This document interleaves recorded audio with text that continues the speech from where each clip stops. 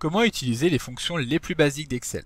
Bonjour à tous, c'est Alex d'excelformation.fr et aujourd'hui je vous propose de découvrir les fonctions de base d'Excel qui vont nous permettre d'effectuer les calculs les plus élémentaires, donc tels que l'addition, la multiplication, la soustraction et encore la division. Alors vous trouverez très régulièrement de nouvelles vidéos sur la chaîne, alors pensez à vous abonner et surtout à activer la clochette de notification afin d'être sûr de ne manquer aucune astuce et de devenir rapidement un pro d'Excel.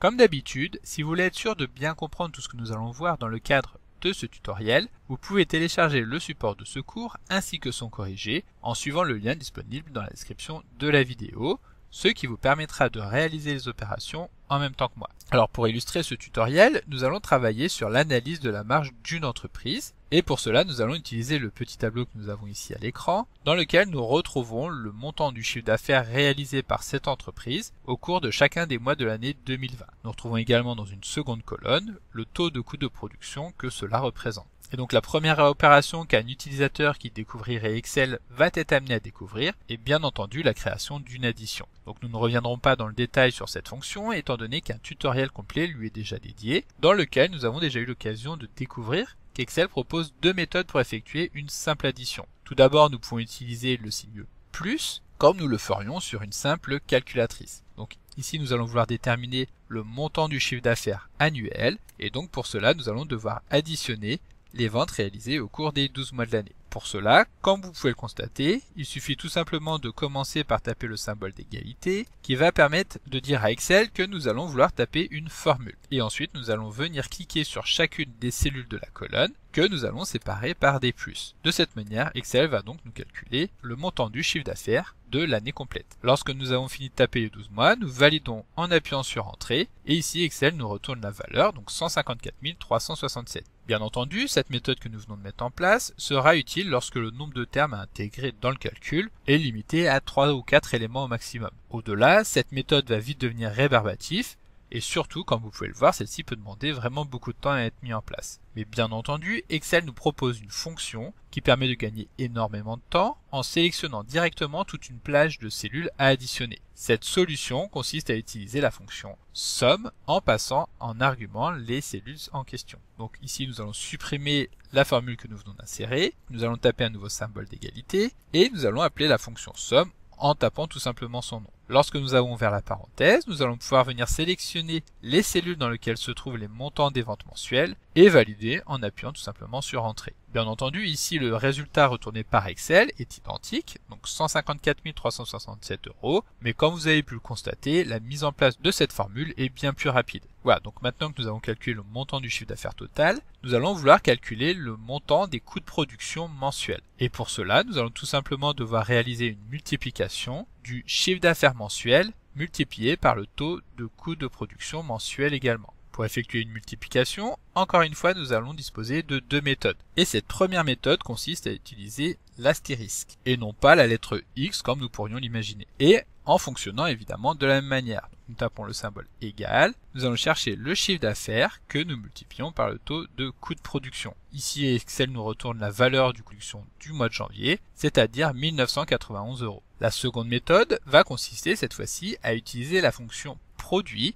qui, tout comme la fonction somme que nous venons de voir, va permettre d'obtenir la multiplication de tous les termes que nous allons passer en argument. Donc nous revenons ici, nous appelons la fonction produit et nous allons sélectionner les deux cellules que nous avons multipliées à l'instant. Nous validons et évidemment Excel nous retourne le même résultat. Alors contrairement à la fonction somme que nous avons vue juste avant, il va être assez rare que nous ayons à multiplier plus de 3 ou 4 termes et donc nous aurons tendance à utiliser uniquement la première méthode, c'est-à-dire utiliser l'astérisque. Et donc lorsque nous avons déterminé le coût de production du mois de janvier, nous allons pouvoir étendre la formule pour calculer les autres mois de l'année en utilisant la poignée de recopie, donc qui est le petit carré que nous avons en bas à droite. À ce moment-là, nous pouvons soit placer le curseur dessus et descendre à la main, soit double-cliquer pour qu'Excel étende automatiquement la valeur de la cellule sur les autres cellules de la colonne. À ce moment-là, comme nous pouvons le constater, Excel a étendu l'ensemble des paramètres de la cellule, donc la formule comme nous le voulions, mais également le format de cellule. Ce qui fait que les cellules qui avaient un fond blanc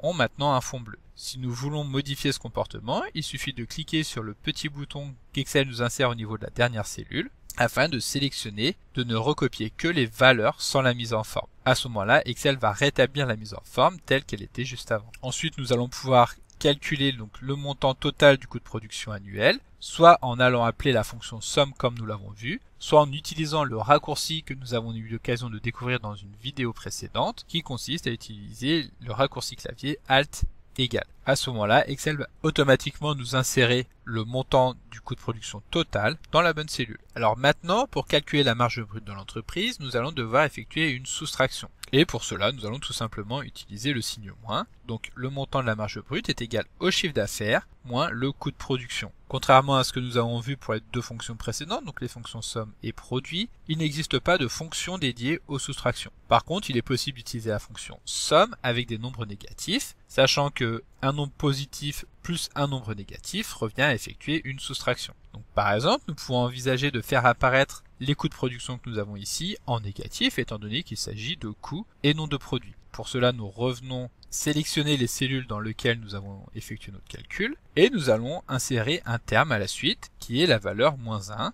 afin de modifier directement le signe de nos coûts de production. Ici, nous validons en appuyant sur CTRL et Entrée afin de modifier en une seule opération l'ensemble des cellules qui sont sélectionnées et à ce moment-là, pour calculer notre marge brute, nous pourrons effectuer une simple somme, donc comme nous l'avons vu tout à l'heure. Donc la marge brute est égale au chiffre d'affaires que nous allons sommer avec le coût de production qui est ici en négatif, ce qui fait que nous retrouverons bien la marge brute telle que nous l'avions juste avant. Nous allons ici pouvoir dupliquer la formule sur les cellules en faisant attention de ne récupérer que les valeurs sans la mise en forme et ajouter tout simplement la cellule totale en bas. Maintenant, pour obtenir le taux de marge brute, nous allons devoir effectuer une division. Pour cela, c'est très simple encore une fois, il suffit d'utiliser la barre oblique. Donc pour calculer le taux de marge du mois de janvier, nous allons tout simplement diviser la marge brute par le montant du chiffre d'affaires. Ici, donc sur le mois de janvier, la marge brute est égale à 57%. Et nous allons pouvoir étendre le calcul sur les cellules situées juste en dessous en répétant la même opération que nous avons déjà utilisée plusieurs fois dans cette vidéo. Cela étant fait, pour calculer le taux de marge brute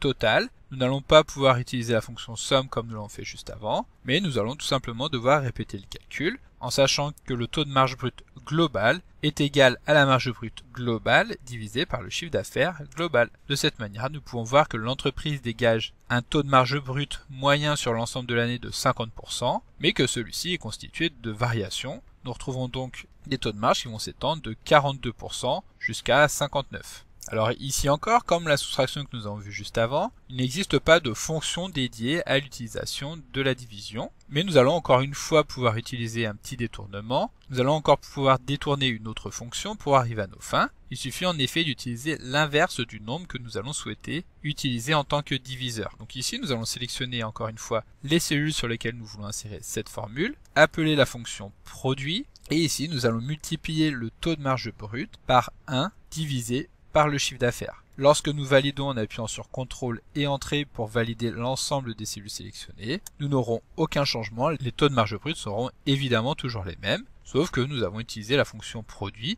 ce qui bien entendu ici n'a absolument aucun intérêt, étant donné que nous devons insérer une division directement en tant que paramètre. Alors sachez qu'il existe malgré tout une fonction qui permet d'effectuer une division, il s'agit de la fonction quotient, mais attention, celle-ci ne retournera pas forcément la valeur réelle d'une division, étant donné que le résultat retourné sera uniquement la partie entière et que le reste de la division sera ignoré. Donc ici, étant donné que nous calculons des pourcentages, c'est-à-dire des valeurs comprises entre 0 et 1, nous aurons toujours un résultat erroné, étant donné que celui-ci sera toujours égal à 0. Pour nous en rendre compte, nous allons donc appeler cette fonction quotient. Tout d'abord, nous allons venir saisir le numérateur, c'est-à-dire le chiffre qui sera au-dessus de la barre. Donc il s'agit de la marge brute que nous allons diviser donc par le dénominateur, qui est le chiffre d'affaires. Si nous validons, Excel nous retourne la valeur de 0. Voilà, donc nous allons annuler l'insertion de cette formule et nous allons ici utiliser un exemple qui va permettre de bien comprendre. Nous allons par exemple vouloir diviser 10 par 3, ce qui dans les faits est égal à 3,33333, mais si nous effectuons le calcul donc avec la valeur quotient, donc de 10 par 3, en appelant cette fonction, nous allons pouvoir nous rendre compte que le résultat retourné par la formule sera égal à 3, étant donné qu'Excel a uniquement conservé la partie entière et a totalement ignoré le reste, c'est-à-dire 1. Il ne s'agit pas ici d'une question d'arrondi, étant donné que si nous ajoutons des chiffres derrière la virgule, nous aurons toujours le même résultat, c'est-à-dire le nombre entier 3.